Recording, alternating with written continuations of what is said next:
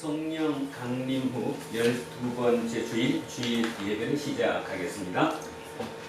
예배는 믿는 자들이 하나님께 영광을 돌리는 거룩한 의식입니다. 예배를 통해서 우리의 일상은 하나님으로부터 발원하는 생명의 방위에 입사할 것입니다. 이제 예배가 시작되니 모든 마음을 하나로 모으십시오. 찬송하는 소리서 참 기뻐하도다. 하늘 아버지의 이름 거룩하도다. 세상 사람 찬양하자. 거룩하신 하나님께 할렐루야 할렐루야 할렐루야 아멘. 하나님의 나라 원세 영원토록 있도다. 하나님의 영광 나라 거룩하도다. 하늘 보좌 계신 주님 세상 주가 하시도다. 할렐루야 할렐루야 할렐루야 아멘. 하나님의 크신 섭리 그대로 되도다. 우리 아버지의 뜻은 거룩하도다. 주여 속임하셔서 기쁜 날을 주옵소서. 할렐루야 할렐루야 할렐루야 아멘. 아멘. 모든 일들로부터 영광을 받으시기에 합당하신 하나님, 오늘 그 주일을 맞아 믿음의 형제와 자녀들이 단연하게 모여 예배를 드리게 된 것은 하나님의 특별한 은총입니다. 은총을 은총으로 깨닫고 사는 것이 가장 큰 인정인 줄 알기에 지금 우리 모두 한 마음으로 기도와 찬송을 하나님께 바칩니다. 이 시간 우리 모두 한 마음으로 기도합니다. 하나님만이 우리 삶의 중심과 궁극적인 위대한 사실을 기억하면서 각자에게 주어진 삶을 뻗어내도록 우리를 들어줘 주십시오. 어떠한지 죄에 몰려한다고 하더라도 하나님의 나라와 분노와 영광에 온전히 집중하여 살아가는 하나님을 바랍니다.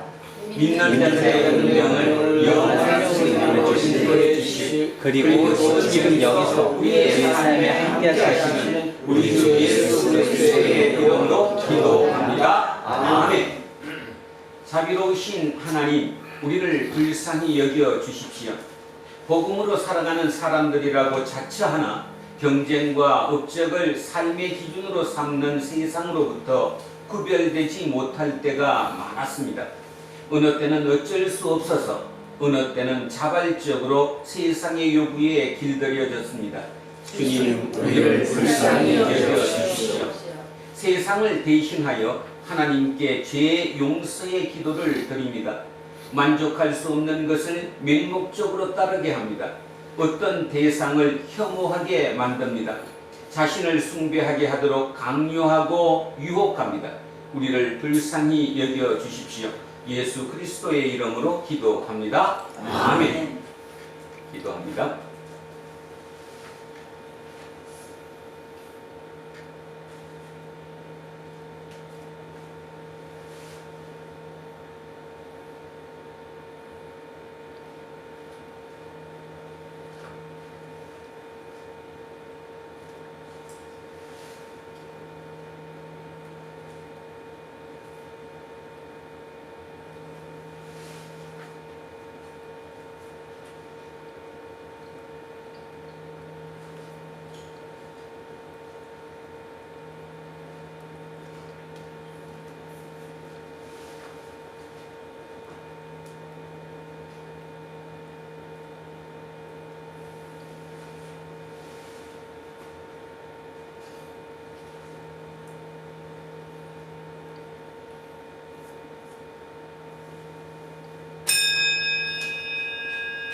요한 1장 9절 말씀입니다. 만일 우리가 우리 죄를 자백하면 그는 믿으시고 이로우사 우리 죄를 사하시며 우리를 모든 불의에서 깨끗하게 하실 것이요. 저는 예배를 인도하는 목사로서 이 말씀과 교회의 2000년 예배 전통에 따라서 예수 그리스도의 이름으로 여러분에게 선포합니다. 지금 여러분이 아는 모든 것은 용서받았으니 기뻐하시고 이웃의 잘못도 용서하십시오. 아멘. 자리에 앉아주십시오. 찬송가 412장 찬송하겠습니다. 412장입니다.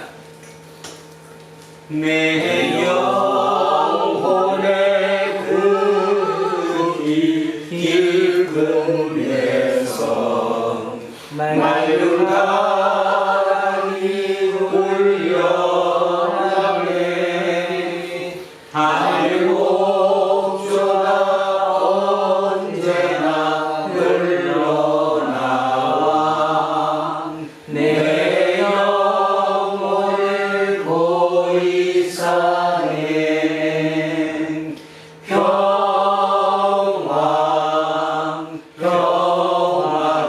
평화로다. 하늘 위에서 내려오네.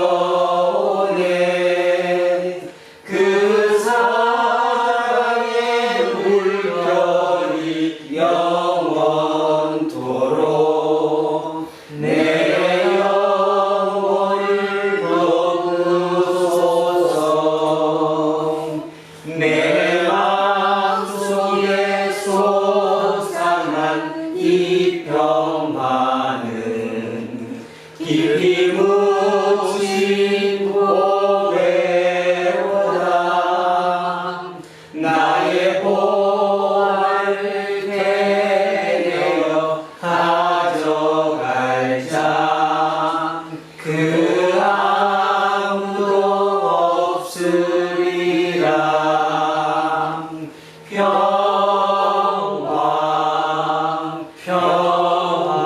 평화로다. 하늘 위에서 내려오네. 그 사랑의 물결이 영원토록 내 영혼을 거두소서. 내 영혼의 평화가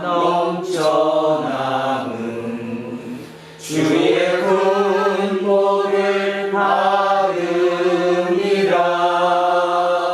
내가 주야로 주님과 함께 있어 내 영혼이 편히 쉬네.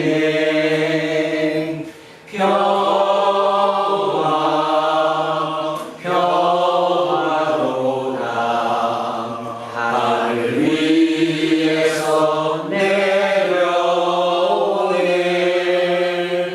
그 사랑의 물결이 영원토록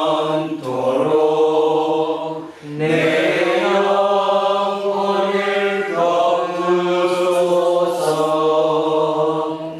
이 땅 위에 험한 길 가는 동안 참는 평화가 어디 있나. 우리 모두 다 예수를 친구 삼아 참 평화를 누리네. 평화로다.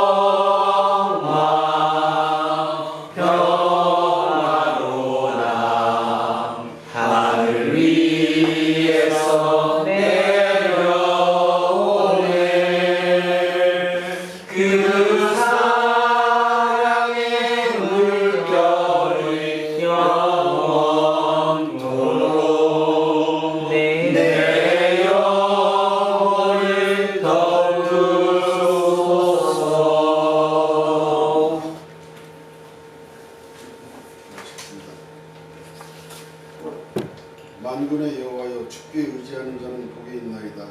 한없는 사랑과 의뢰로 언제나 우리와 함께 하시는 살아계신 하나님이 지난 한 주간도 가정을 지켜주시고 평강으로 인도해 주시니 감사합니다. 8월의 폭염 가운데서도 우리의 삶을 지켜주시고 우리 가운데 보여주신 주님의 은혜에 감사와 영광을 드립니다. 참 좋으신 하나님 아버지, 무더운 날씨가 이어지고 있습니다. 두란노 교회에 속한 모든 성도와 가정을 지키시고 보호해 주시옵소서. 모두가 무더위에 지치지 않게 하시고 주님의 은혜 가운데 이 무더위를 무사히 이겨낼 수 있도록 붙들어 주셨고, 예배를 통하여 주님을 경외하고 이웃과 형제자매를 사랑하는 성도들이 되게 하여 주시옵소서. 지금 나라 안팎은 전쟁과 테러, 온갖 재난으로 불효능과 불안과 두려움이 있는 이때 정의와 사랑과 평화와 화합을 주시는 주님께서 우리의 유종자들에게 지혜를 주시어 국민을 위한 일에 앞장서게 하시고 정치적 갈등과 사회적 분열이 아닌 협치와 화합으로 하나가 되는 대한민국이 되도록 이끌어가게 하여 주시옵소서. 또한 유종자들 가운데서도 하나님을 경외하는 자들이 많아지게 하여 주시옵소서. 좋으신 하나님 아버지, 오늘도 목사님의 입술을 통하여 주님의 귀한 생명의 말씀을 듣게 하심에 감사드립니다. 언제나 하나님의 사랑을 힘으로 건강한 몸과 지치지 않는 체력으로 영육간의 강건함을 허락하여 주시옵소서. 또한 목사님의 가정도 주님의 은혜로 가득 채워주시어 모든 가족이 주님의 평안 속에서 살아갈 수 있도록 도와주시옵소서. 참 좋으신 하나님 아버지, 예배를 마치고 세상으로 나아갈 때 어두워진 눈을 뜨게 하시어 성령께서 역사하시는 아름다운 세상을 보게 하여 주시옵소서.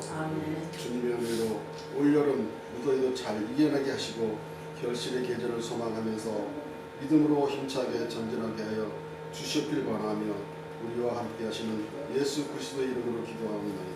아멘. 인사하겠습니다. 조금 손해보고 삽시다. 하나님 사랑합니다. 하나님 사랑합니다. 이문수님을 사랑합니다. 이문수님을 사랑합니다. 김재우님을 사랑합니다. 김재우님을 사랑합니다. 이영웅님을 사랑합니다. 이영웅님을 사랑합니다. 이으뜸님을 사랑합니다. 이으뜸님을 사랑합니다. 이영미님을 사랑합니다. 이영미님을 사랑합니다. 이양승님을 사랑합니다. 이양승님을 사랑합니다. 윤정숙님을 사랑합니다. 윤정숙님을 사랑합니다. 이연승님을 사랑합니다. 이연승님을 사랑합니다. 안병관님을 사랑합니다. 안병관님을 사랑합니다. 천요셉님을 사랑합니다. 천요셉님을 사랑합니다. 동영님을 사랑합니다. 이동영님을 사랑합니다. 이정근님을 사랑합니다. 이정근님을 사랑합니다. 김재세님을 사랑합니다. 김재세님을 사랑합니다. 목사님을 사랑합니다. 목사님을 사랑합니다. 우리 이한빈님을 사랑합니다. 우리 모두를 사랑합니다. 기도하겠습니다. 말씀으로 세상을 창조하시고 지금도 보존하시면서 마지막 때 완성하실 하나님, 오늘 우리는 세계 교회에게 성서 일과에 따른 성경 말씀에 눈과 귀를 기울이겠습니다. 말씀의 능력과 신비를 지금 예배 시간만이 아니라 일상의 삶에서 충분히 경험할 줄 아는 사람이 되도록 우리를 이끌어 주십시오. 예수 그리스도의 이름으로 기도합니다. 아멘. 첫째 말씀 사무엘 하로 가겠습니다. 구약성서 493쪽입니다. 493쪽 사무엘 하 18장입니다. 자, 두 토막으로 나눕니다. 첫째 토막 5절에서 9절, 둘째 토막은 31절에서 33절 두 토막으로 나누어서 같이 합독하시겠습니다. 자, 먼저 첫 번째 토막입니다. 493쪽 5절에서 9절입니다. 시작하겠습니다. 왕이 요압과 아비새와 이때에게 명령하여 이르되 나를 위하여 젊은 압살롬을 너희에게 대우하라 하니, 왕이 압살롬을 위하여 모든 군지관에게 명령을 할 때에 백성들이 다 들으니라. 이에 백성이 이스라엘을 쳐 돌려 나가서 에브라임 풀에서 싸우더니 거기서 이스라엘 백성이 다윗의 부하들에게 대하며 그날 그곳에서 전사자가 많아 2만명에 이르렀고 그 땅에서 사면으로 퍼져 싸웠으므로 그날의 수풀에서 죽은 자가 칼에 죽은 자보다 많았더라. 압살롬이 다윗의 부하들과 마주치니라. 압살롬이 노새를 샀는데 그 노새가 큰 상수리 나무 원성한 다리 아래로 지날 때에 압살롬의 머리가 그 상수리 나무에 걸림에 그가 공중과 그 땅 사이에 달리고 그가 탔던 노새는 그 아래로 빠져나간지라. 31절입니다. 구스 사람이 이르러 말하되 내 주왕께 아랠 소식이 있나이다. 여호와께서 오늘 왕을 대적하던 모든 원수를 갚으셨나이다 하니 왕이 구스 사람에게 묻되 젊은 압살롬은 잘 있느냐. 구스 사람이 대답하되 내 주 왕의 원수와 일어나서 왕을 대적하는 자들은 다 그 청년과 같이 되기를 원하나이다 하니 왕의 마음이 심히 아파 문 윗층으로 올라가서 문이라. 그가 올라갈 때에 말하기를 내 아들 압살롬아 내 아들 압살롬아 차라리 내 아들을 대신하여 죽었다면 압살롬 내 아들아 하였더라. 아멘. 자, 성시교독 가겠습니다. 시편 130편으로 갑니다. 899쪽입니다. 899쪽 시편 130편 말씀입니다.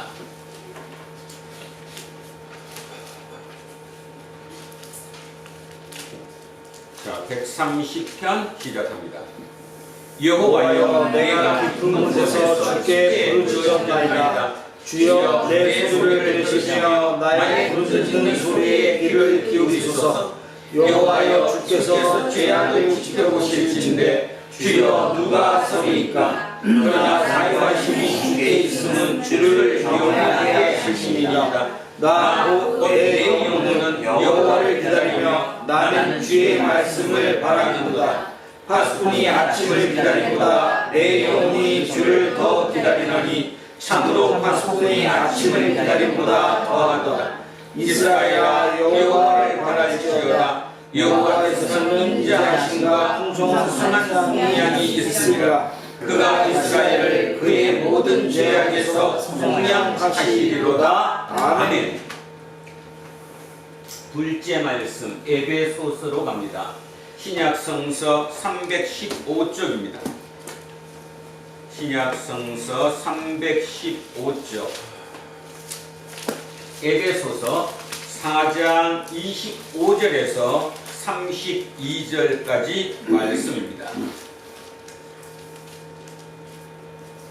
315쪽 에베소서 4장 25절에서 32절 말씀입니다. 시작하겠습니다. 그런즉 거짓을 버리고 각각 그 이웃과 더불어 참된 것을 말하라. 이는 우리가 서로 지체나 되리라. 분을 내어도 죄를 짓지 말며 해가 지도록 분을 품지 말고 마귀에게 틈을 주지 말라. 도둑질하는 자는 다시 도둑질하지 말고 돌이켜 가난한 자에게 구제할 수 있도록 자기 손으로 수고하여 선한 일을 하라. 무릇 더러운 말은 너희 입 밖에도 내지 말고 오직 덕을 세우는 데 소용되는 대로 선한 말을 하여 듣는 자들에게 은혜를 끼치게 하라. 하나님의 성령을 근심하게 하지 말라. 그 안에서 너희가 원원의 날까지 인치심을 받았느니라. 너희는 모든 악독과 모함과 분냄과 떠드는 것과 비방하는 것을 모든 악의와 함께 버리고 서로 친절하게 하며 불쌍히 여기며 서로 용서하기를 하나님이 그리스도 안에서 너희를 용서하심과 같이 하라. 아멘. 둘째 말씀. 자, 셋째 말씀입니다. 셋째 말씀 요한복음으로 가겠습니다.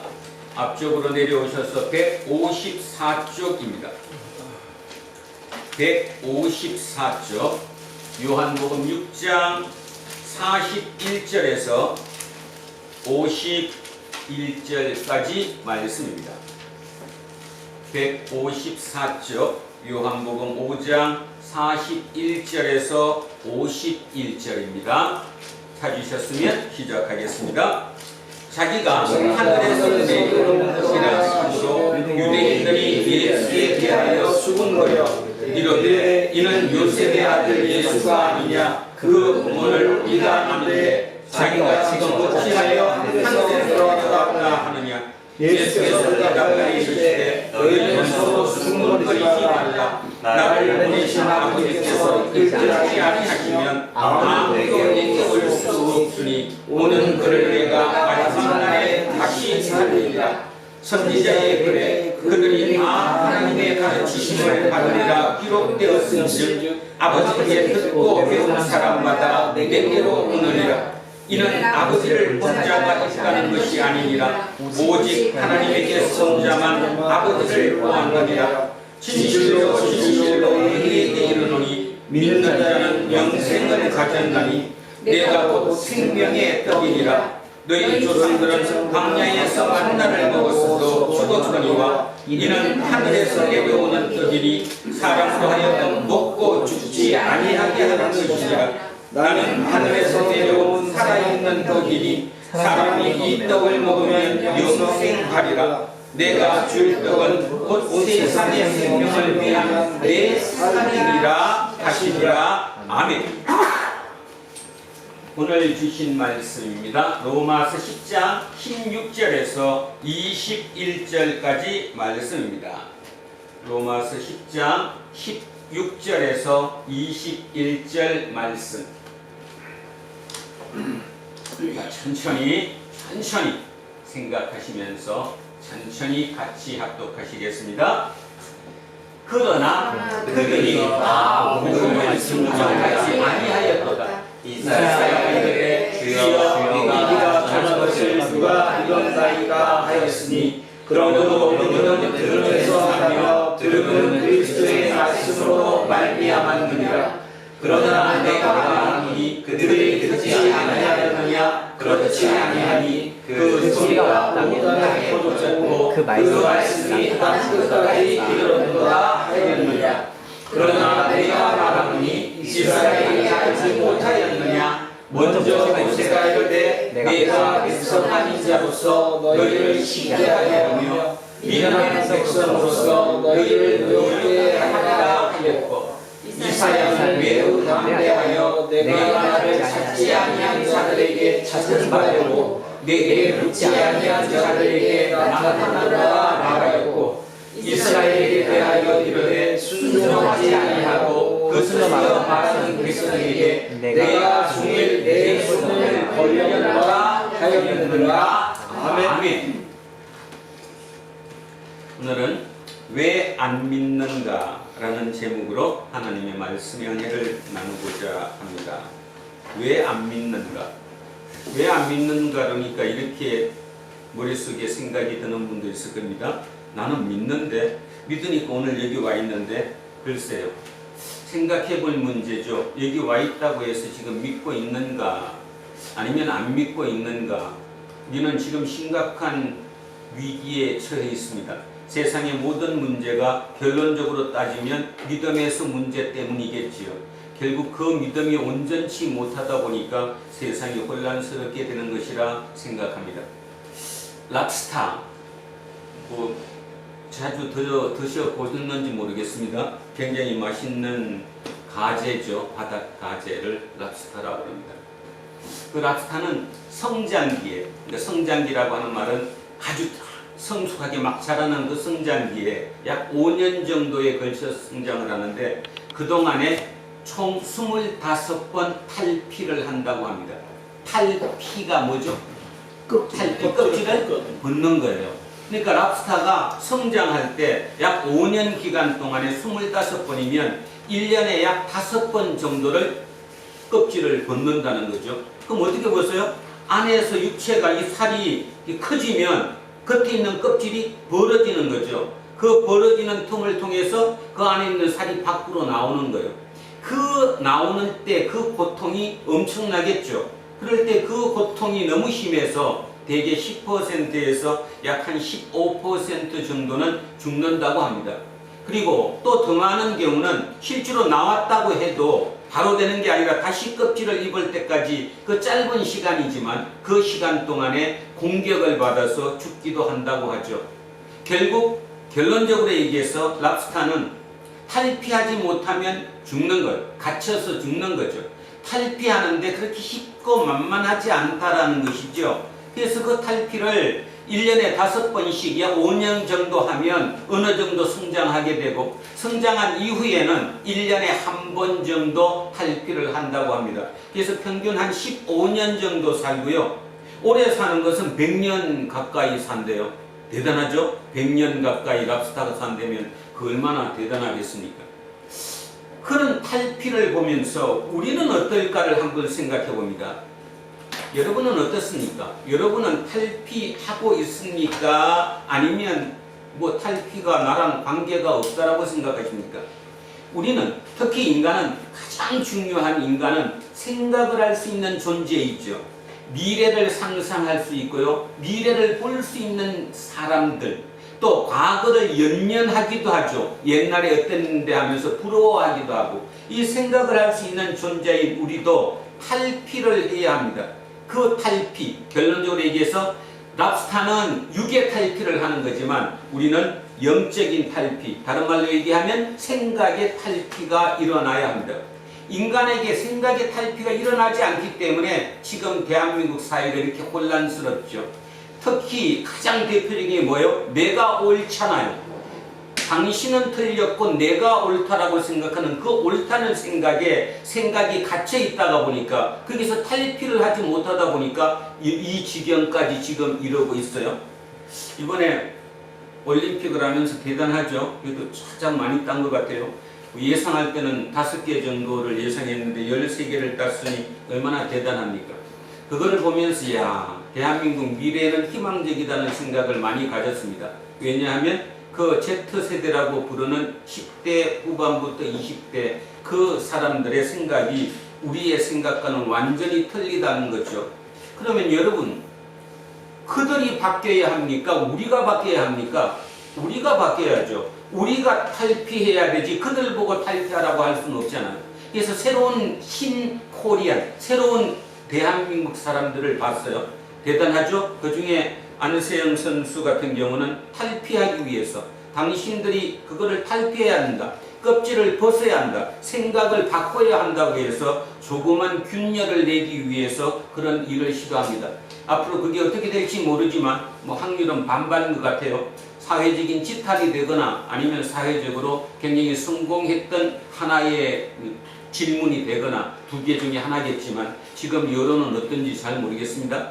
하여튼 그렇게 갈 수 있는 것은 결국은 탈피하기 위해서입니다. 그래서 여러분 오늘 여기 와서 신앙을 믿는다. 제가 오늘 제목을 왜 안 믿는가 그랬는데 나는 믿는데 자 질문하셔야 합니다. 탈피하셔야 합니다. 지금까지 나는 몇 년을 믿었는데 나는 얼마나 오랫동안 교회를 다녔는데 내게 옳은데 하는 그곳에서 탈피하지 못하면 결코 우리도 죽는다는 것이죠. 저는 로마서를 해가면서 이런 생각이 들었습니다. 야, 사도 바울은 랍비였거든요. 랍비가 뭐예요? 율법 선생. 보통 이 성경에서 랍비라고는 표현을 쓰는 것보다는 율법 선생이라는 표현을 많이 쓰니까 율법 교사예요. 율법 선생, 율법 교사, 다른 말로 랍비가 되기 위해서는 최소한의 10년의 기간이 필요합니다. 랍비 밑에 들어가서 그 문화에서 성경을 공부하죠. 그 성경이 결국 히브리 정경이라고 부르는, 우리가 부르는 구약 성서죠. 그 구약 성서를 공부합니다.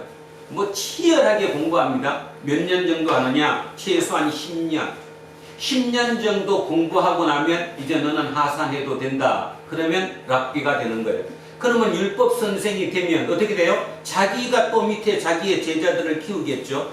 그래서 그 과정이 진짜 만만하지 않다는 겁니다. 10년 이상의 세월을 그 구약 성경을 공부하면서 깨닫고 했던 그런 사람들. 그러니까 완전 전문가들이죠. 바로 그 사람 중에 한 사람이 누구예요? 사도 바울입니다. 그 사도 바울은 그 당시 랍비 중에 최고의 랍비라고 불렀던 가말리엘의 랍비에서 배웠던 사람이었죠. 그런데 생각 한번 가만히 해보세요. 그 랍비, 그 젊은 청년 랍비, 그때 이름은 사울이었습니다. 사울이 어느 정도로 유명했냐 하면 산헤드린 공의회에서 그 이름이 거론될 정도로 그 시대를 살아가는 사람들 중에 대단하다, 지금 말로 따지면 천재다, 이런 소리를 들었던 사람입니다. 그랬던 그 사도 바울이 뭐가 갔어요? 생각에 균열이 갔습니다. 그리고 탈피했습니다. 탈피했기 때문에 그는 새로운 눈을 가지게 된 거죠. 탈피한다는 것은 그 정도로 중요합니다. 오늘 이 설교를 들으면서 여러분 마음속에 탈피가 일어나야 합니다. 생각에 균열이 일어나지 않고 그래도 내가 오라, 목사 네가 뭐가 한다고 맨날 똑같은 얘기하면서 그런 상황이 되면 여러분은 영원한 발전이 일어나지 않죠. 결국 죽음으로 가는 길이지 삶으로 가지 않는다, 그런 뜻입니다. 자, 질문은 이겁니다. 그랬던 유명한 그 사도 바울이, 그 사울이 어떻게 사울이 새로운 눈을 뜨게 되었을까? 어떻게 탈피하게 되었을까 이거예요. 탈피를 했기 때문에 구약 성경이 다시 읽히는 거죠. 그죠? 지금 로마서 하면서 여러분 계속 구약을 가져와요, 안 가져와요? 가져와요. 그 이유가 뭔 말이에요? 재해석하는 거잖아요. 옛날에 그렇게 10년 동안 가말리엘 문화에서 그렇게 열심히 공부할 때 봤던 그 문장이 지금은 새롭게 읽히는 거잖아요. 새로운 관점으로 보이는 거잖아요. 오늘 여러분에게 부탁드리고 싶은 게 겁니다. 여러분이 탈피하면 새로운 관점이 보입니다. 저 얘기 또 한다. 똑같은 얘기가 아니라 새로운 관점으로 재해석이 일어나야 되는 거죠. 재해석이 일어나면 여러분은 삶의 길로 갈 수 있지만 재해석이 일어나지 않으면 여러분은 죽음의 길로 갈 뿐이라는 겁니다. 왜냐하면 탈피하지 못했기 때문이지요. 자, 그랬습니다. 그거에 대해서. 그래서 이제 저는 여러분에게 이런 질문을 하는 거예요. 그 당시 랍비가 사울만 있었던 게 아니에요. 물론 사울이 다른 사람에 비해서 조금 실력이 출중하기는 했지만 외에 율법 교사들이 상당히 많았어요. 그런데 그 수많은 율법 교사 중에 왜 유독 사울만이 탈피했을까? 관점이 바뀌었을까? 왜죠? 왜 바뀌었어요? 예수님을 만났기 때문에. 다메섹 도상에서 길에 가는 중에 환상으로 예수 그리스도를 만났기 때문에. 그러면 도대체 예수 그리스도를 만났다는 게 무슨 의미인가라는 거죠. 그가 눈을 새로 뜰 정도로 모든 생각이 다 깨져 버리고 새로운 시각을 가질 정도로 사도 바울이 예수님을 만났던 게 어떤 의미인가라는 겁니다. 도대체 예수님을 만나서 뭘 봤기 때문에, 무엇 때문에 그는 탈피했을까요? 그것이 중요한 거죠. 어쩌면 오늘 이것이 우리가 저와 여러분이 나눠야 할 가장 중요한 얘기인지도 모르겠습니다. 왜일까요? 도대체 무엇이 그를 바꿨을까요? 머리가 더 좋아서? 아니에요. 머리 더 좋은 거는. 왜냐하면 머리 더 좋았던 게 머리가 더 좋았기 때문에 그걸 깨진 게 아니잖아요. 다른 사람은 머리가 나빴나? 다른 랍비들도 충분히 예수님에 대해서 연구했고 예수님의 하는 행적을 봤고 모든 걸 봤고 또 예수님이 그 구약 성경에 계시되어 있는 그분인지를 찾을 수 있었음에도 불구하고 그들은 탈피하지 못했어요. 기존의 관념을 그대로 가졌죠. 근데 사울은 그것을 탈피하고 새로운 시각을 가지고 재해석이 들어갔어요. 지금까지 봤던 그 성경 구절을 재해석했다 이 말입니다. 무엇 때문이냐라는 거죠. 예수님을 만났기 때문에. 맞아요. 만났기 때문에. 그럼 만나서 도대체 무엇 때문에? 만난 자체로? 아니죠. 뭡니까? 결국 부활입니다. 부활. 자기가 만난 예수가 살아있는 분이었어요? 부활하신 예수님이셨어요? 부활하신 예수. 우리는 이 얘기를 식상하게 들어요. 왜? 하도 그냥 들어가지고 그냥 식상하게 듣지만 가만히 한번 생각해 보세요. 부활하신 예수님을 맞았다는 뜻이 뭐예요? 이미 죽었다가 다시 살아나신 분을 만난 거예요. 그러면 인간의 한계가 뭡니까? 인간이 가장 두려워하는 게 죽음이잖아요. 결국 인간은 죽기 때문에 그 죽음 안에서 어떻게 살아야 할까 하고 결국 투쟁하고 사는 것이 인간의 삶 아니에요. 그런데 사도 바울은 예수의 그 부활을 보면서 뭘 봤느냐? 부활 생명을 본 거죠.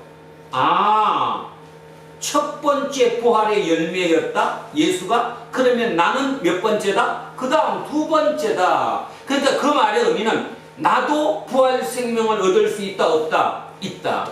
그래서 탈피가 일어난 거예요. 오늘 여러분 모두에게 탈피가 일어나기를 바랍니다. 진짜입니다. 그 탈피 일어나지 않으면 말짱 할 겁니다. 아무리 교회 와서 20년, 30년 무엇을 했더라도 말짱 할 거라는 거예요. 부활을 본 거예요. 여러분, 엘리자베스 키블러-로스라는 분이 있습니다. 사후생이라는 책을 쓰기도 했고요.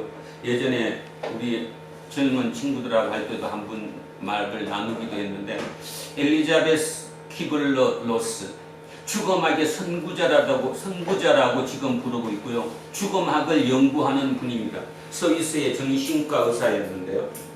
그분이 결국 주장하는 핵심이 뭐냐? 그분이 주장하는 핵심. 죽음은 있다, 없다? 죽음은 없다라는 거예요. 그럼 죽음이 있는데 죽음이 왜 없다고 하느냐? 죽음은 결국 차원이 다른 존재로 변화하는 거다. 자, 생각 잘하세요. 차원이 다른 존재로 이동하는 거다. 차원이 다른 존재로 변화하는 거다. 이게 핵심이에요. 엘리자베스 키블러-로스가 결국 우리에게 죽음학을 연구해서 내린 결론이 뭐냐면 죽음은 없다는 거예요. 죽음은 없고 단지 있는 게 뭐냐? 다른 존재로의 변화가 있다. 또는 다른 존재로의 이동이 있다라는 겁니다. 믿습니까? 믿습니까? 예. 그게 20세기 들어와서 21세기죠 지금 들어온 죽음을 연구한 죽음학자의 결론입니다. 그 얘기를 다른 말로 바꾸면 뭡니까? 아니 다른 존재로의 변화라니까요. 우리 맨날 옛날에 많이 읽었던 뭐가 뭘로 바뀌는 거예요? 애벌레가 뭘로? 나방으로 나비로? 애벌레가 나비로 바꾸는 거예요. 존재의 변화잖아요. 애벌레가 죽었지만 애벌레가 완전히 죽은 게 아니라 나비로 변화됐어요. 다른 존재로 변화된 거죠. 다른 차원으로 이동한 거예요. 이동한 거. 그게 죽음이라는 거예요. 그러면 그거를 다른 말로 바꾸면 우리는 당연히 그걸 믿어야 돼, 안 믿어야 돼요? 당연히 믿어야죠. 그게 다른 말로 뭐예요? 부활이지. 맞아요. 다른 차원의 존재로, 차원이 다른 존재로 변형하거나 변화하거나 이동하는 거잖아요. 그게 뭐예요? 부활이라는 거예요. 그래서 엘리자베스 키블러-로스의 그런 책을 아직도 안 믿는 사람들이 많죠. 대부분은 안 믿죠. 말 같은 소리라. 죽으면 끝이지 무슨 차원의 존재가 일어나느냐, 죽음이 없느냐, 이런 얘기합니다. 그러면 그걸 만약에 그렇게 생각한다면 2000년 전에 예수님이 죽었다, 그리고 3일 만에 부활했다, 그들이 믿을 수 있었겠어요, 없었겠어요? 없죠. 못 믿습니다. 바로 그걸 못 믿었기 때문에요. 예수 그리스도가 부활했다는 걸 믿지 못했기 때문에 그들은 믿지 않은 거예요. 다른 이유가 아무것도 없어요. 복음의 핵심이 뭐예요? 결국 복음하면 우리는 두 가지를 얘기해요. 예수 그리스도의 십자가 죽음과 또 하나 부활. 이 두 가지를 얘기해요. 그죠? 결국 그것이 뭐냐 하면 그것이 복음이에요. 복음. 그 복음을 왜 못 받아들였느냐? 간단하죠. 뭐를 인정 못했으니까? 부활을 인정하지 못하니까. 지금도 똑같다는 거예요. 지금도 교회에 나와서 집사, 장로 다 하면서도 너 당신 진짜 부활하는 거 믿어 그러면 확실하게 대답하기 어렵습니다. 솔직히. 다시 얘기합니다. 정신과 의사였던 엘리자베스 키블러-로스는 그 죽음학을 연구했고 자기 환자들을 통해서 오랜 시간, 평생을 바쳐서 연구를 했습니다.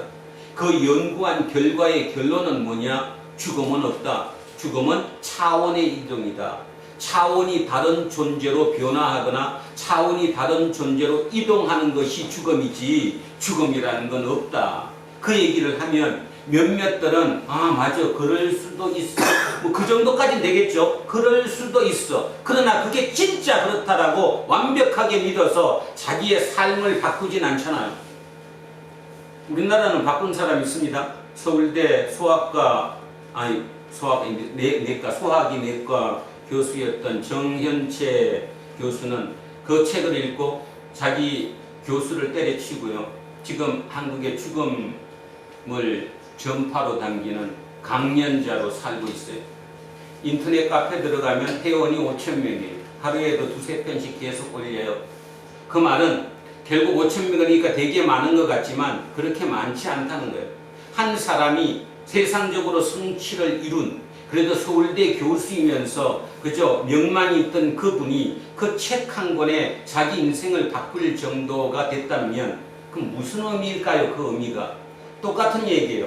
그런 것처럼 사도 바울은 다메스커스 가는 그 길 위에서 부활하신 예수를 만남으로 인해서 온전히 자기 삶을 뒤집어 버렸다는 것입니다. 다른 말로 탈피했다라는 거예요. 바닷가재가 탈피하듯이 자기의 생각을 깨뜨리고 새로운 시각을 가지게 됐죠. 그러면서 이제 궁금한 게 뭐냐면 이거예요. 왜 나는 되는데 저 사람은 안 되지? 그 말이 뭐예요? 자기 동료 랍비들을 한번 생각해 보는 거죠. 범위를 조금 넘기면 자기의 동족들, 유대인 동족들을 생각해 보는 거예요. 우리가 그렇게 가르쳤는데 하나님이 누구시라는 걸 그렇게 가르쳤는데 누구보다도 하나님에 대해서 더 잘 알고 그리고 하나님을 통해서 메시아, 그리스도가 이 땅에 온다는 것도 그들은 그렇게 잘 알고 있는데 왜 그들은 예수를 받아들이지 못할까가 의문점이 생긴 거죠. 이유가 뭘까? 그 답이 오늘 본문입니다. 오늘 본문은 그 얘기를 하는 거예요. 왜 우리 동족은 그걸 못 받아들일까? 근데 바울이 지금 의문스러운 거는 더 중요한 게 있어요. 누구는 받아들였는데 누구는 받아들였잖아요.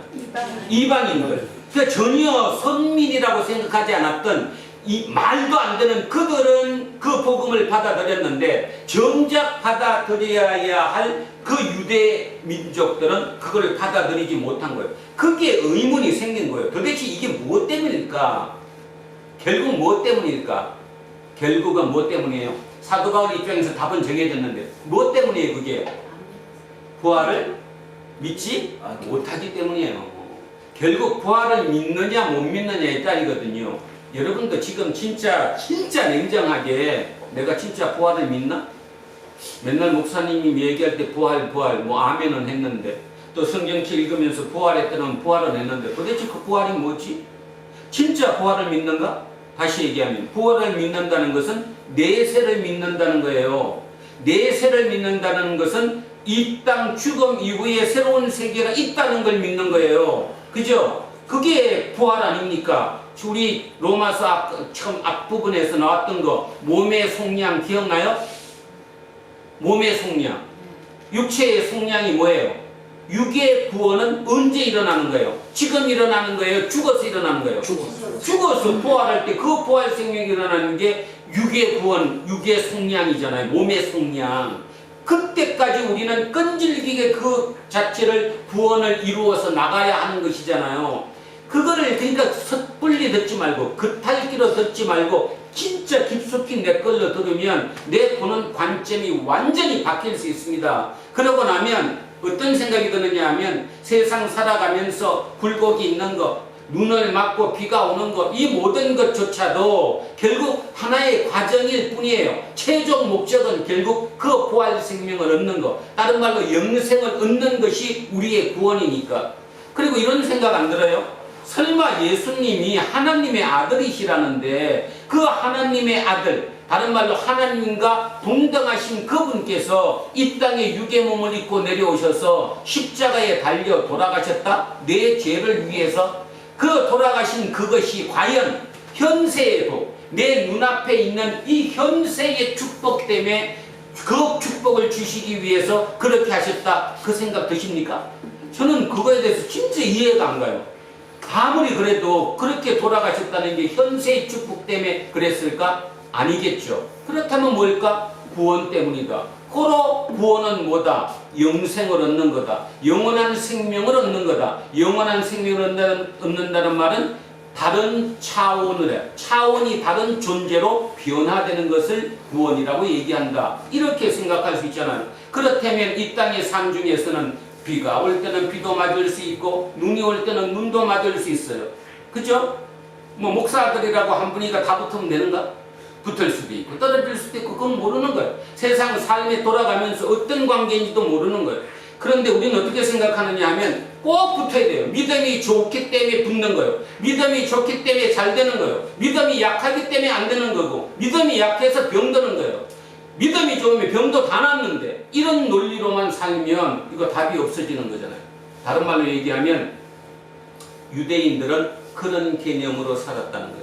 사도 바울은 그거를 지금 탈피한 것이고 탈피하고 새롭게 보고 나니까 시각이 새로 열리고 나니까 다른 게 다 중요한 게 아니었어요. 영생을 얻는 게 중요했어요. 그것이 구원이었어요. 최종 목적 그거를 향해 가는 거예요. 그러다 보면 그걸 향해 가는 그 과정 중에는 뭐 좋은 것도 있고 나쁜 것도 있고 잘 되는 일도 있고 못 되는 일도 있고 별게 다 나한테 있겠지만 그것이 최종 목적은 아니라는 거죠. 결국 나의 최종은 영생을 얻는 거예요.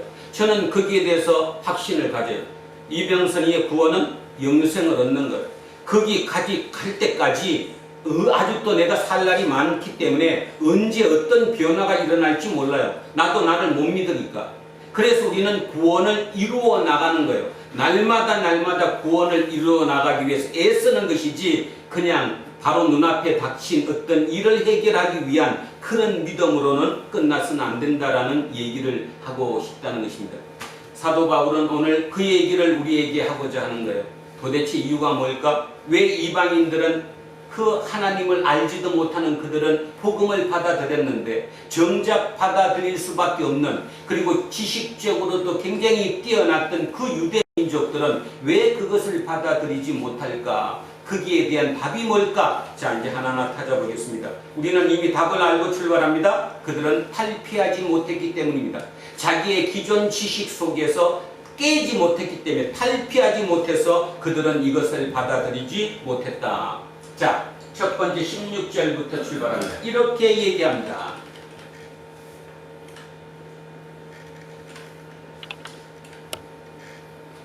그러나 그들이 다 복음을 순종하지 아니하였도다.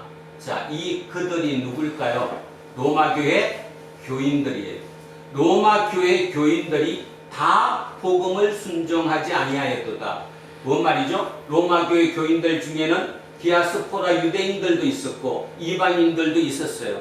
근데 그 중에 누구는 많이 받아들였는데 이방인들은 또 쉽게 좀 받아들였는데 아주 깐족깐족하면서 끝까지 좀 우리 속된 표현으로 잘 받아들이지 않고 딴짓하는 사람, 그들이 누구였다는 겁니까?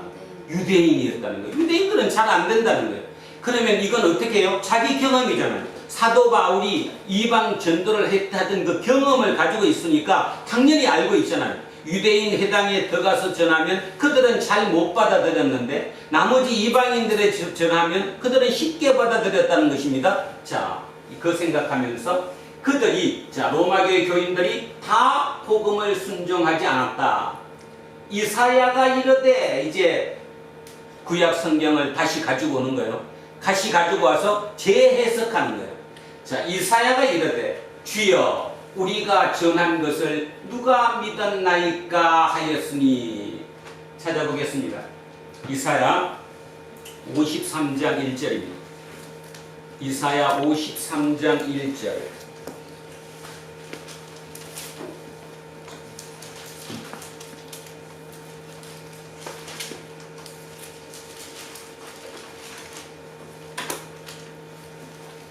자, 이사야 53장 1절 이었던 한번 읽어보세요. 잠깐만.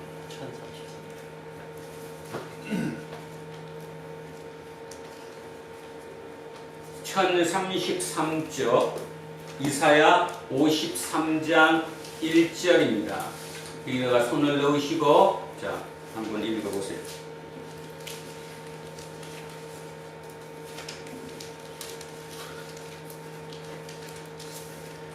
53장 몇 절이요?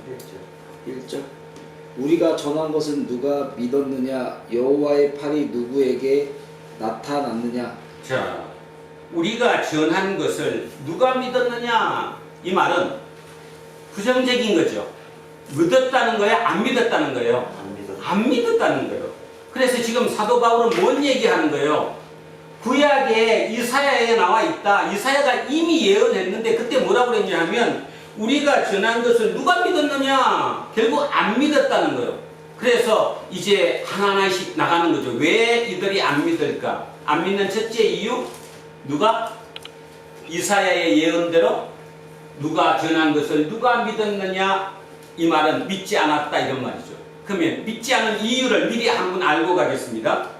그 밑에 있는 2절 다시 한번 읽습니다. 이었던 그는 주 앞에서 자라나기를 연한 순 같고 마른 땅에서 나온 뿌리 같아서 고운 모양도 없고 풍채도 없은즉 우리가 보기에 흠모할 만한 아름다운 것이 없도다. 자, 결론 나왔습니다. 왜 안 믿었어요? 2절 읽었잖아요. 왜 안 믿었어요? 왜 안 믿은 이유 나왔네. 예? 흠모할 만한 아름다운 것이 한마디로 얘기해서 별 볼 일 없었어. 없었어. 그 말의 의미는 별 볼 일 없어서 안 믿었다는 그 말은 다른 말로 얘기하면 누구 얘기예요 지금? 예수 그리스도 얘기죠? 예수 그리스도가 다른 사람보다 뛰어난, 쉽게 얘기해서 우리가 원했던 그리스도예요? 원하지 않았던 그리스도예요? 원하지 않았던. 우리가 원한 그리스도는 누구예요? 뭐 우리 똑같아 지금. 우리 믿음이 똑같다고. 우리가 원하는 그리스도가 누구예요? 우리 문제를 해결해주고 바로 눈앞에 있는 모든 것이 짜자잔하게 다 될 수 있는 사람. 그러면 유대민족이 원했던 그리스도는 누구예요? 누구처럼? 무슨 왕처럼? 다윗 왕처럼 다시 짜자잔하고 나타나가지고 외세를 모두 물리치고 다시 구국강병을 일으켜줄 수 있는 그분이 메시아라고 생각했잖아요. 그러니까 그들의 머릿속에는 그게 지금 박혀 있잖아요. 그러니까 그걸 박혀 있는 상태에서 십자가에 대신 죽은 그를 뭐라고 얘기하면 메시아 그리스도로 얘기하면 믿을 수가 없었던 거죠. 뭐가 안 일어났기 때문에 못 믿는 거예요? 탈피가 일어나지 않았습니까? 우리도 똑같아요. 탈피하지 못하면 죽은 거예요. 근데 문제는 있잖아요. 세상적으로 탈피하지 못한 사람이 목소리가 더 세요. 이해가죠? 더 강력해요. 그러니 옆에서 막 기죽어요. 기죽어. 얼마나 강하고 센지. 근데 결국 그 길이 죽음으로 가는 길이잖아요. 죽음. 이런 얘기도 헛들어요. 여러분 오늘 진짜 제가 부탁드리는 건데 집에 가서 주무시기 전까지도 진짜 구원이 뭔가, 또 나는 진짜 구원 받았는가, 또 구원 받았는가 안 받았는가 중요한 게 아니에요. 왜냐하면 하나님은 언제든지 구원을 준 건데 문제는 내가 피하는 거지. 내가 피하는 거. 그래서 내가 그 길로 가고 있는가? 그것만 확인해 보세요. 그 길로 만약 확인하고 있는데도 그 길로 가지 않는다면 지금 돌이켜야 합니다. 그게 돌이키지 않으면 그건 신앙이고 뭐고 삶이고 다 아무 가치가 없어지는 게 되는 거예요. 최종 목적은 천국에 가는 겁니다. 다시 얘기하면 부활 생명을 얻는 겁니다. 그것이 우리의 최종 목적입니다. 그것이 완전히 전제되면 이 땅에 사는 거 웬만한 거 다 잘 풀립니다. 헷갈리질 않으니까 잘 풀리죠. 그렇게 되게 돼 있어요. 그래서 그거에 대한 확실한 마음을 한 번쯤 가져보시기 바랍니다. 자, 오늘 얘기도 그 얘기했습니다. 16절에 이렇게 출발합니다. 그들이 다 복음을 순종하지 아니하였도다. 이사야가 이르되 주여 우리가 전한 것을 누가 믿었나이까 하였다. 이사야 때부터 이미 이런 얘기가 있었다. 그러니 지금 당신들이 안 믿는 거 충분히 이해 간다 안 간다? 이해 간다 이 뜻입니다. 17절 그러므로 믿음은 들음에서 나며 믿음은 들음에서 나며 뭐 이건 너무 많이 들어가고 당연하죠. 쉬운 것 해보겠습니다. 믿음이라는 게 꼭 뭐 거창한 꼭 하나님을 믿는다든 종교적인 이 믿음을 따지지 마시고 인간 자체는 종교적인 믿음이 아니더라도 자기 삶 자체가 자기가 옳다고 생각하는 그 믿음으로 사는 거예요. 여러분이 어저께 살고 또 내일 살아갈 거고 오늘 사는 모든 게 결론적으로 자기 믿음을 갖고 사는 거예요. 자기가 옳다고 생각하니까. 회사를 때려치는 것도 내가 옳다고 생각하니까 때려치는 거예요. 그죠? 내가 누구하고 뭐 하는 것도 내가 옳다고 생각하니까. 중요한 것은 그 믿음으로 사는 게 인간인데 그 믿음이 드럼에서 나온다는 겁니다. 당연하죠? 누군가에 들었기 때문에 그게 내 속에 생겨진 거예요. 아, 맞아. 그게 옳아. 누군가가 이렇게 얘기해요. 야, 아파트 한 채 살면 그걸로 평생 버는 거야. 생각해봐. 너 연봉 1억 벌 수 있어? 근데 아파트 하나 연거를 하든 뭐하든 한번 사봐. 1년에 1억씩 올라. 3년에 5억 오르면 그걸 어디서 평생 버는 거 혼자 다 벌어. 그런 드럼을 들었어요. 그러니까 그게 여기에 딱 꽂혔어요. 맞아. 그러니까 옆에서 뭔 얘기를 하든 목사님이 뭐라고 설교를 하든 성경책에서 뭐라고 얘기하든 그거는 나랑 관계없어. 나는 그걸 성공하는 것이 내 믿음이고 내 종교야. 이건 그렇잖아요. 또 주식 있잖아. 요즘 어디 거 잘 나가는데 그거 한 방만 사면 한 방에 끝날 수 있어. 이 드럼 때문에 그 드럼이 나를 죽이고 있는 거죠. 그 드럼이 결국 믿음이 되는 건데 그 믿음을 밀고 나가다가 망가진 사람이 한둘이 아니죠. 이 땅이 혼란스럽습니다. 정치적으로도 아주 혼란스럽습니다. 이유는 뭐 때문이에요? 드럼 때문이죠. 편향된 이론을 편향된 것을 주입시키는 거죠. 유튜브를 통해서. 여러분 유튜브 자주 보지 마세요. 간혹 가다가 진짜 보는 건 몰라도 유튜브에 그렇게 중독되면 답이 없습니다. 제가 엊그저께 목욕탕을 갔는데 그 시골 할아버지들도 그 생각하다 싸우더라니까. 유튜브 되는데 다 나쁜 놈 도둑놈이라고 그러더라. 그러니까 안 난다고. 유튜브 이제 제발 좀 그만 봐요. 그러니까 그냥 막 완전히 달려들듯이 쳐다보더라고요. 중독돼 있는 거예요. 편향된 거에 중독돼 있는 거예요. 대통령도 유튜브를 보고 세월호를 얘기하고 이태원 사건을 얘기하는 이런 것 굉장히 문제 있는 거죠. 결국 그 믿음이 어디서 왔느냐? 드럼에서 온 거거든요. 이거는 뭐 진리예요, 진리. 믿음은 드럼에서 오는 거예요. 근데 문제는 그 드럼이 어떤 것을 듣느냐의 문제인 거죠. 누구를 들어야 하는 거예요? 그리스도의 말씀을 들어야 된다는 거예요. 그러니까 결론은 답이 나왔잖아요. 우리 삶은 결국 믿음을 갖고 살아요. 작은 믿음, 큰 믿음, 어떤 믿음이든 내가 옳다고 믿는 그 믿음을 가지고 내가 세상을 살아가요. 근데 그 믿음의 가장 핵심적인 게 뭐를 들어야 되느냐? 그리스도의 말씀을 들어야 된다는 거예요. 예수 그리스도의 복음을 들어야 된다는 거예요. 이게 진리라는 거예요. 그런데 그걸 진리라고 느끼지 않고 뭔데 걸로 느끼잖아요. 그리고 간혹 가다가 그냥 나는 그래도 말이야 천국 갈 거야. 왜냐하면 복음을 믿으니까. 이런 소리나 하고 앉았고. 그리스도의 말씀, 복음을 듣는 거예요. 그걸 듣다가 보면 어느 순간에 확실하게 내 믿음으로 채워지는 거예요. 제 개인적으로 봐도 그렇습니다. 저도 어릴 때 우리 어머님이 교회를 다녔기 때문에 또 시골에서 초등학교 5학년 2학기 때 서울에 올라와서 그 어머니 따라 교회를 갔기 때문에 뭐 그때 교회 가서 믿음이 있었겠어요? 포크 댄스 티니까 좋았고 포크송 같이 부르니까 좋았을 뿐이지 그게 나한테 죽어도 나는 믿음을 지켜야겠다 그런 건 없었잖아요. 그렇게 시작했던 여기까지 온 과정 그리고 지금 내 마음속에 완벽한 믿음으로 새겨진 그 마음속에 얼마나 수많은 희생들이 수많은 고난들이 수많은 고통들이 그거를 만들어냈는지 안다는 거죠. 그래서 그런 면에서 따지면 한쪽으로는 굉장히 기쁨이 큰 반면 또 한쪽으로는 미안한 감도 엄청나게 많습니다. 미안한 감. 우리 자식들에게, 제 아내에게, 우리 부모들에게, 제 형제 자매들에게, 또 제 주변에 있는 친구들에게, 모든 사람들에게 빚을 져서 여기까지 오게 된 거죠. 오고 나니까 이게 답이라는 생각이 드는 거예요. 그렇구나. 그러니 이 답을 지키는 것이 얼마나 어렵다는 것도 알죠. 그래서 저는 지금 다시 부자 되고 싶은 마음은 없어요. 다른 말로 얘기하면 로또 맞을 생각은 조금도 없습니다. 그게 우리를 깨뜨릴 가능성도 상당히 높기 때문이라는 거죠.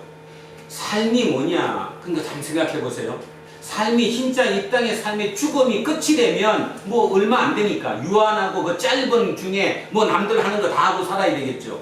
근데 그게 아니잖아요. 진짜 아니잖아요. 진짜 예수가 나를 위해서 대신 죽은 것은 우리의 영생을 위한 거고 영생을 주기 위해서 한 건데, 그렇다면 그 부활생은 없는 것이 진짜인데 그 진짜를 버리고 그냥 눈앞에 살짝 그죠?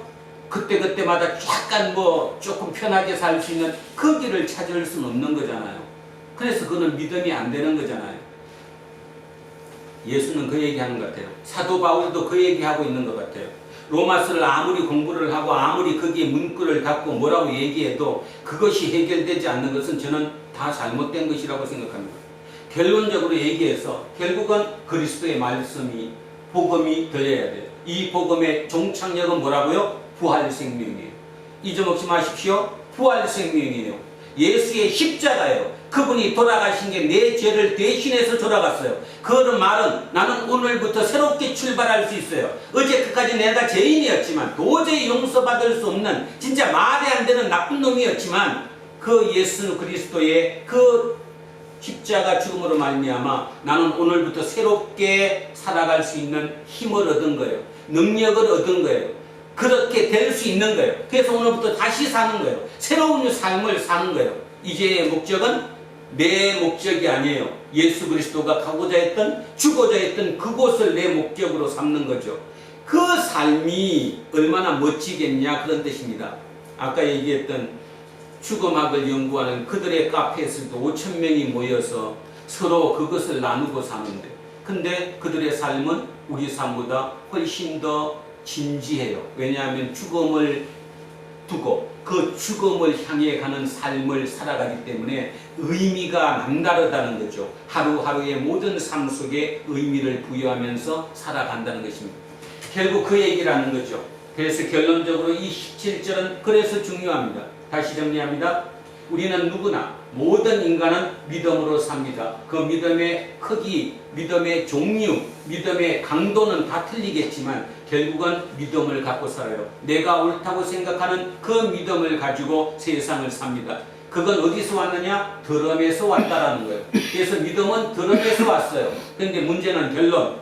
들음이 무엇을 듣느냐의 문제라는 거죠. 세상의 소리를 듣느냐, 주변의 소리를 듣느냐. 그게 세상적으로 살기는 훨씬 편하다고 생각하죠. 세상 다 그렇게 사니까 남 사는 얘기를 들어야지만이 나도 그렇게 살 수 있으니까. 그러다가 보니까 모든 것이 경쟁이 되는 거고 모든 것이 비교되는 거예요. 이 땅에 100년도 살지 못하는 그 모든 삶이 경쟁과 비교로서 하루하루가 끝난다면 처량한 거 아닙니까? 어찌 보면 처참한 거 아닙니까? 결국 예수 그리스도가 나를 위해서 죽었다는 그 말씀 자체가 그것을 주기 위해서 대신 돌아가셨다는 생각을 거기다 대입시키면 그게 말이 되겠습니까? 결국 영생, 영원한 생명을 얻는 겁니다. 그래서 그거를 얻기 위한 것이 그리스도의 복음이에요. 그래서 그리스도의 복음, 부활을 꼭 기억하셔야 된다. 그것을 듣고 그것이 나한테 강력한 믿음으로 세워진다면 내 모든 이 땅의 삶은 변화가 온다. 자, 18절. 그러나 내가 말하노니 그들이 듣지 아니하느냐? 자, 이 말은 뭐냐면 이 그들은 누구냐 하면 믿지 않는 자들이에요. 로마 교회 교인들 중에 믿지 않는 자들이 뭐라고 얘기하느냐 하면 나 못 들었어. 나 복음이 뭔지 몰라. 나 듣지 못해서 그래. 이렇게 얘기한다는 거예요. 자, 그런데 사도 바울은 뭐라고 그래요? 웃기는 소리 하지 말라. 너네들이 듣지 않았느냐? 안다. 그렇지 아니하다. 들었다 이 말이죠. 들었다. 그럼 언제 들었습니까? 하니까 이렇게 얘기하는 거예요.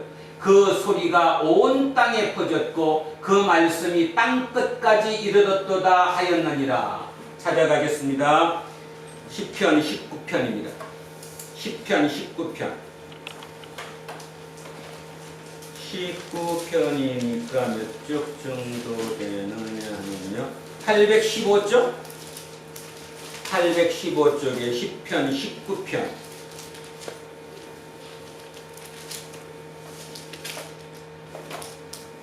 자, 19편 4절입니다. 19편 4절 제가 읽겠습니다. 그의 소리가 온 땅에 통하고 그의 말씀이 세상 끝까지 이르도다. 하나님이 해를 위하여, 이 해, 선입니다. 선, 해를 위하여 하늘에, 헤븐, 하늘에 장막, 텐트를 쳤다는 거예요. 다시 읽습니다. 그의 소리가 온 땅에 통하였고, 하나님의 소리예요. 하나님의 소리가 온 땅에 통하고 그의 말씀이 세상 끝까지 이르도다. 하나님이 해를 위하여, 해를 위하여 하늘, 헤븐에 장막, 텐트를 베푸셨도다. 뭔 뜻입니까? 하나님의 말씀을 온 세상에 전파하기 위해서 하나님이 어디에다 텐트 치시고 하늘에다가 텐트를 치시고 진두지휘하고 계신다, 이 뜻이에요. 하나님이 저 위에 헤븐, 하늘에서, 그죠? 하늘에서 그 태양빛을 온 세상에 다 비추기 위해서 텐트를 쳐놓으시고 장막을 치시고 거기에서 진두지휘하신대요. 그러면 끝난 거 아니에요? 결국 그 말은 뭔 말입니까? 어디든 다 전파가 된다, 안 된다? 된다. 자, 그래서 그 전파가 돼서 대한민국까지 전파가 됐고 시기가 2000년이 지나서 전파된 그 예수 그리스도를 우리가 믿고 있는 거죠. 우리 집에 호박을 심었거든요. 호박. 처음에 호박을 심었을 때는 그 이제 땅이 원래 호박 심는 자리가 아니라 그냥 뒤에 이제 뚝 같은 거 뒤에 심었기 때문에 여기에 살까 죽을까 했어요. 하여튼 그래서 제가 크게 세 군데로 나눠서 심어놨어요. 처음에는 싹도 잘 안 나오는 것 같아요. 그러더니 결국 처음에 싹이 쭉 올랐어요. 제가 한 물은 3번, 4번 줬어요. 3, 4번. 너무 안 돼 보여가지고.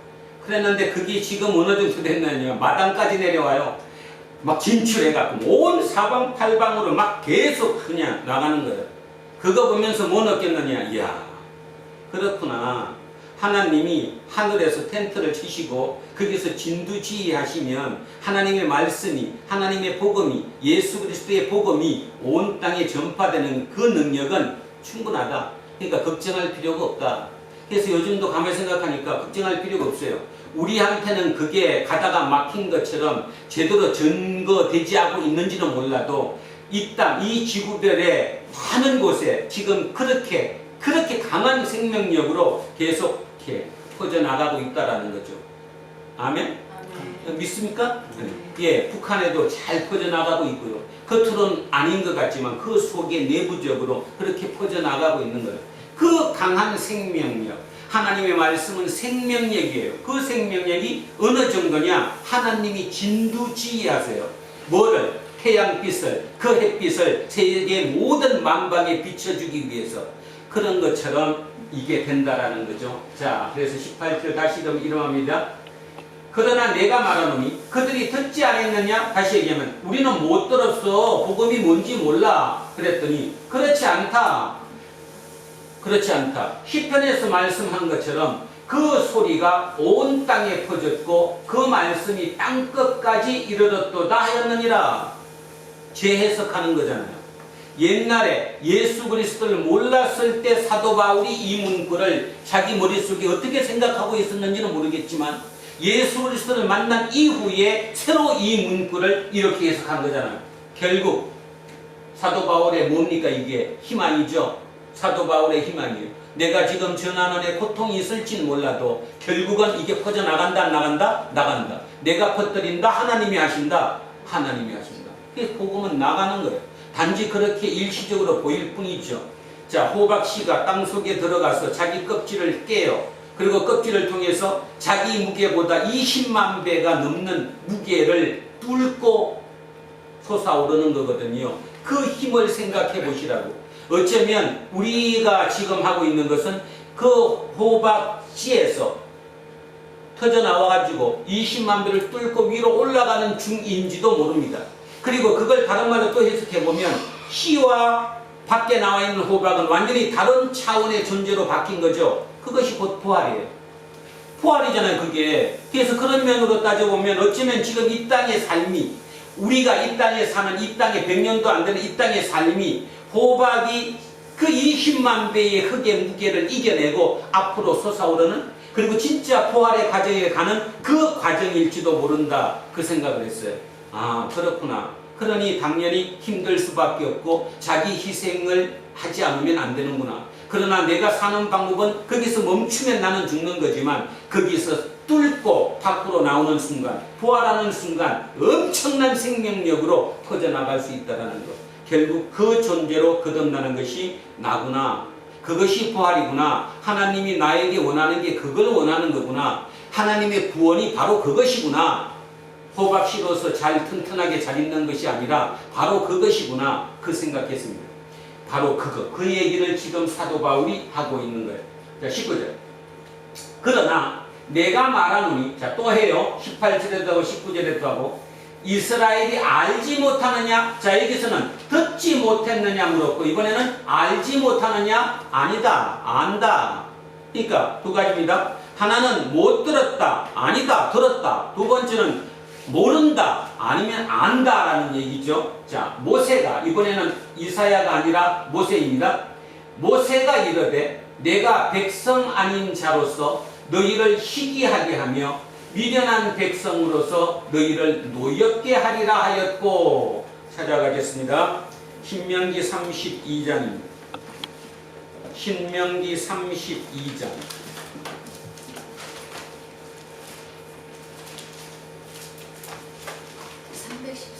314. 네, 314. 신명기 32장 21절입니다. 신명기 32장 21절. 자, 찾으셨으면 김재우 씨 읽어보세요. 21절. 그들이 하나님이 아닌 것으로 내 질투를 일으키며 허무한 것으로 내 진노를 일으켰으니 나도 백성이 아닌 자로 그들에게 시기가 나게 하며 어리석은 민족으로 그들의 분노를 일으키리로다. 예. 그들이 하나님이 아닌 것으로 질투를 일으켰어요. 내 질투. 누가 질투하는 거예요, 지금? 하나님.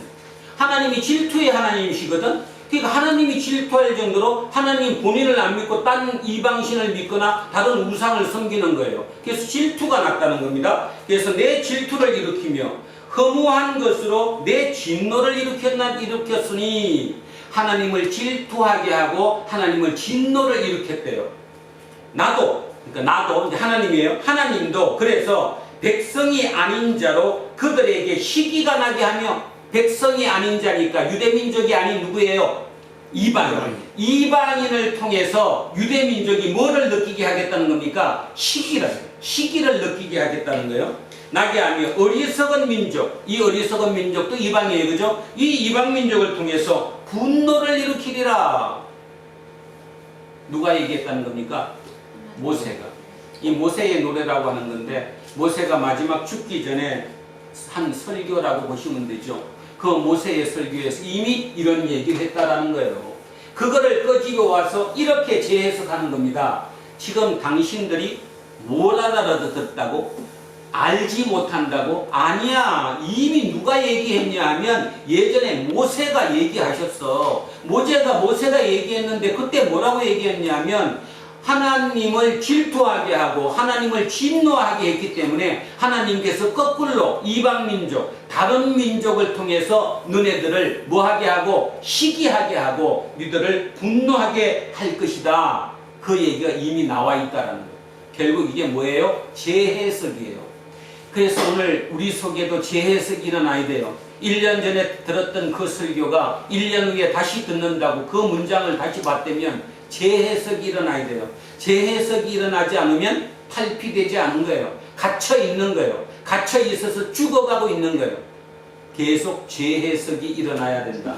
자, 그래서 19절 다시 합니다.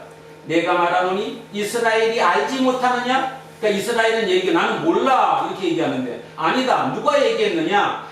당신들이 가장 존경하는 믿음의 선진 모세가 얘기했다. 모세가 뭐라고 했느냐? 내가 백성 아닌 자로서 너희를 시기하게 하고 미련한 백성으로서 너희를 노엽게 하리라 했다. 이게 이미 기록되어 있다. 그런데 몰랐다는 게 말이 되느냐? 지금 이 얘기를 하고 있는 거예요. 지금 오늘 우리는 특히 사도 바울이 지금 구약 성경을 자기가 끄집어 와서 재해석하는 과정을 보고 있습니다. 근데 다시 한번 생각하십시오. 재해석이라고 하는 것은 내가 바뀌었기 때문에, 내 시각이 바뀌었기 때문에 재해석이 가능하지, 시각이 바뀌지 않으면 재해석이 불가능하다는 사실을 명심하셔야 돼요. 그래서 굉장히 중요한 얘기를 하는 겁니다. 재해석. 자, 또 하나 더 합니다. 20절. 이사야는 매우 담대하여 내가 나를 찾지 아니한 자들에게 찾은 바 되고 내게 묻지 아니하는 자들에게 나타났노라 말하였노라. 자, 좀 전에는 누구를 데리고 왔어요? 모세를 데리고 와서 모세의 얘기를 가지고 재해석했어요. 안다. 너네들이 모른다는 건 말이 안 된다. 이미 모세가 얘기했는데 왜 모르냐? 이 얘기했어요. 이번에는 누굽니까? 이사야입니다. 자, 찾아가겠습니다. 이사야 65장입니다. 이사야 65장.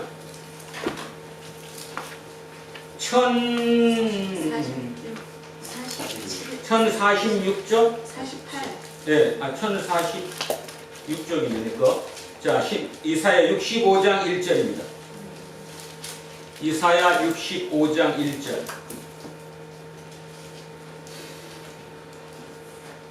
자, 제가 읽습니다.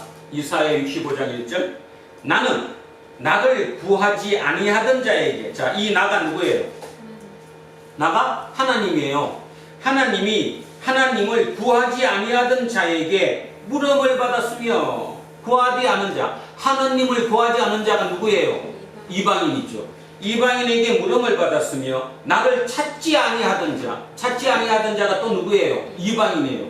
그들에게서 찾아냄이 되었으며 내 이름을 부르지 아니하던 나라, 이방인이에요. 내가 여기 있노라, 내가 여기 있노라 하였노라.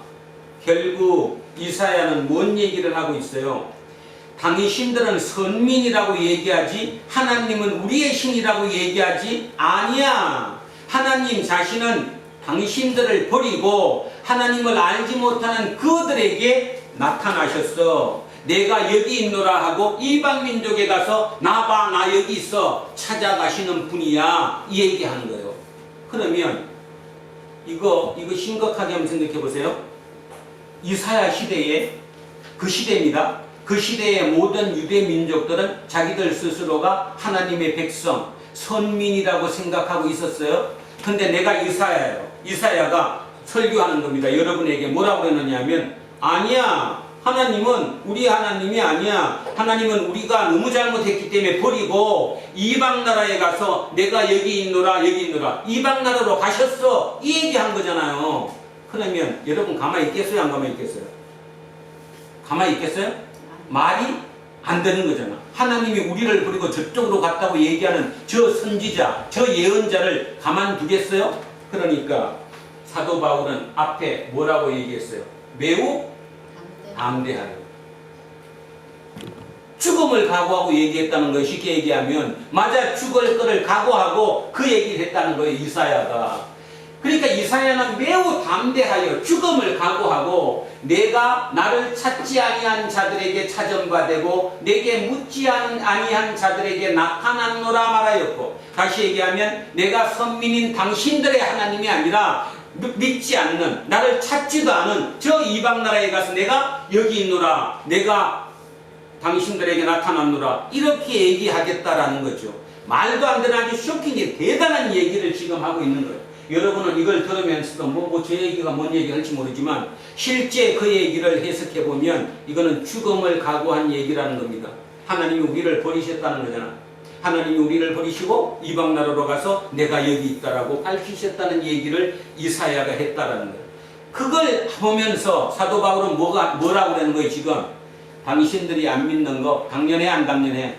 당연하다는 거예요. 당연해. 내가 얘기를 하는 게 아니라 내가 아무리 당신들에게 믿음의 씨를 줘도, 복음을 전해도 당신들은 안 믿어. 안 믿는 이유가 지금까지 내가 궁금했고 의문이었고 물음이었는데 이제 알 것 같아. 모세도 얘기했고 이사야도 얘기했어. 재해석을 하는 거예요. 중요하죠, 그죠? 공부는 이 정도 해야 돼, 이한빈. 알겠어? 그래.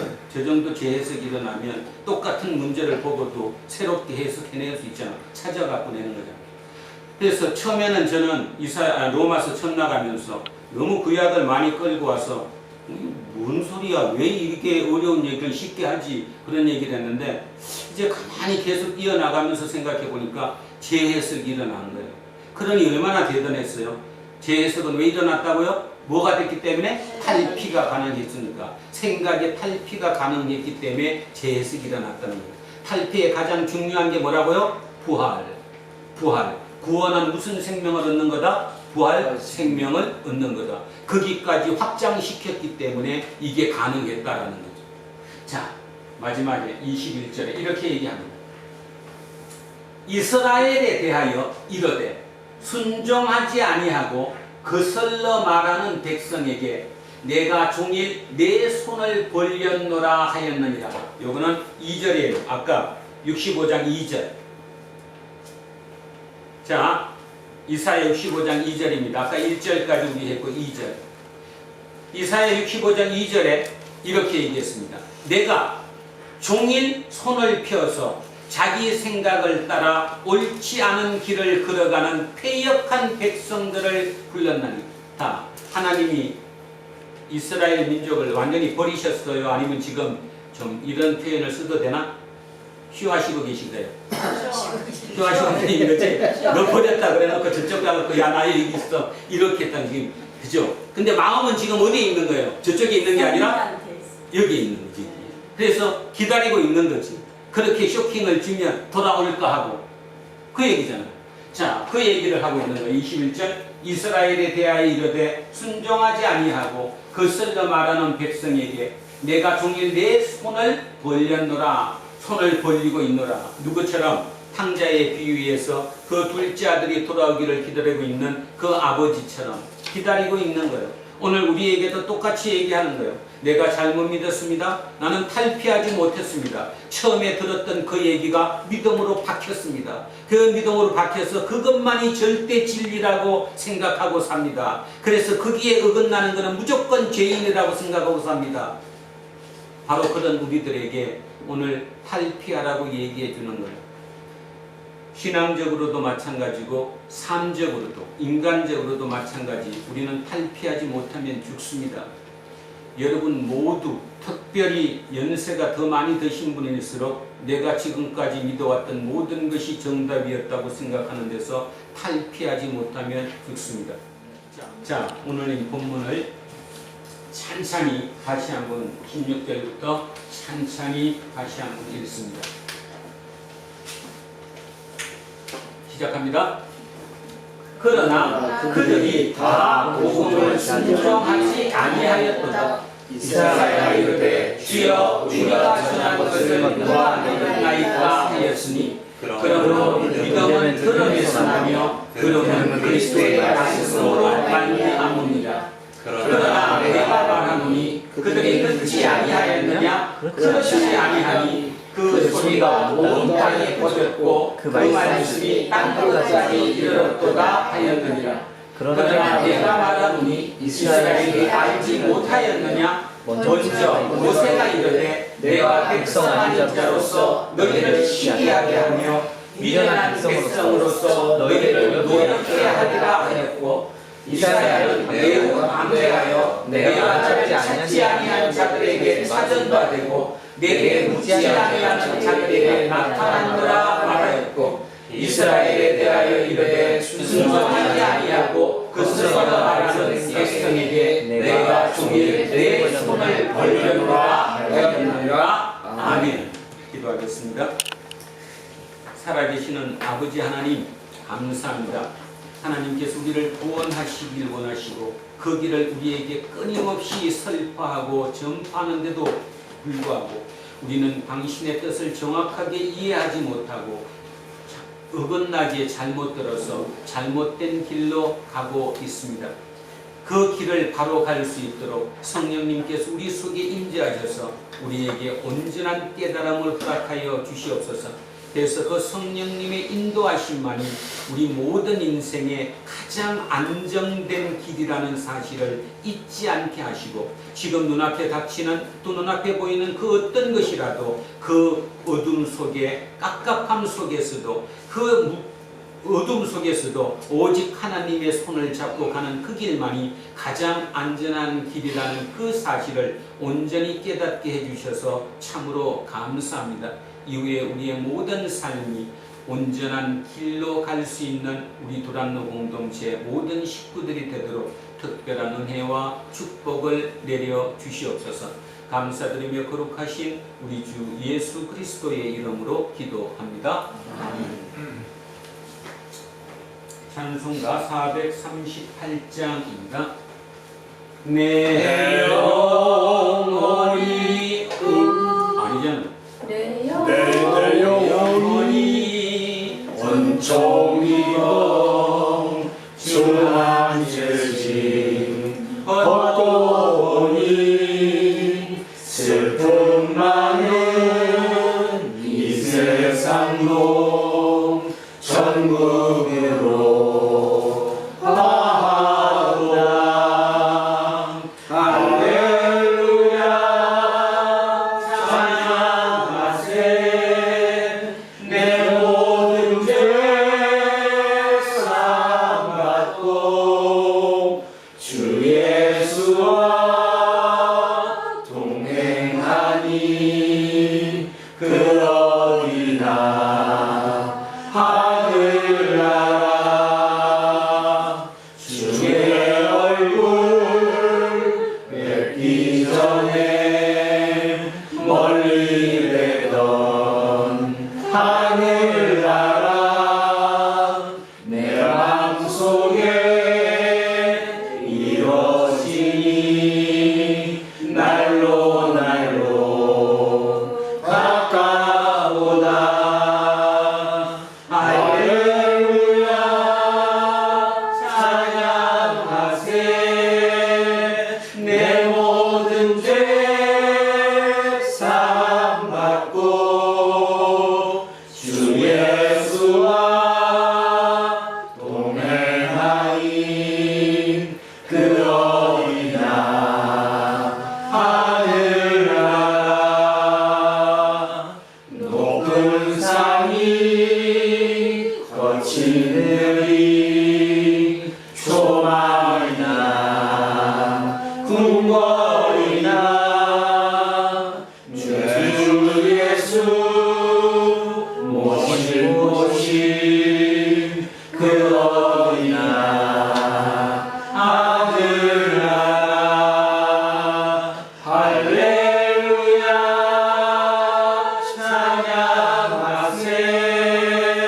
내 모든 죄 사함받고 주 예수와 동행하니 그 어디나 하늘나라.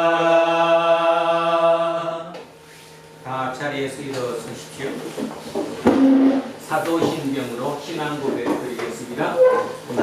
전능하신 아버지 하나님, 천지의 천주를 믿습니다. 나는 그 유일하신 아들 우리 주 예수 그리스도를 믿습니다.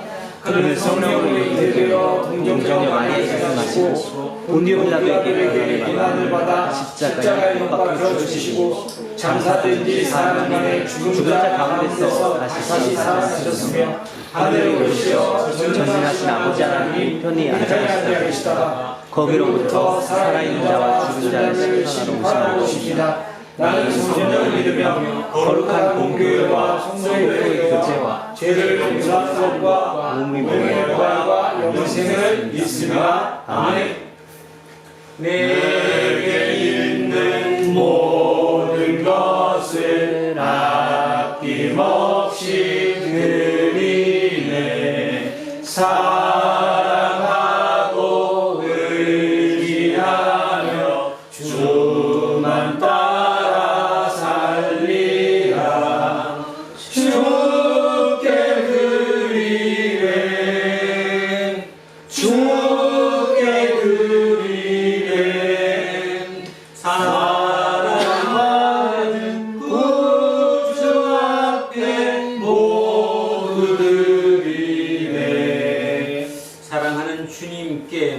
기도드립니다. 오늘도 우리의 온 마음을 담아 이 예물을 주님께 올려드립니다.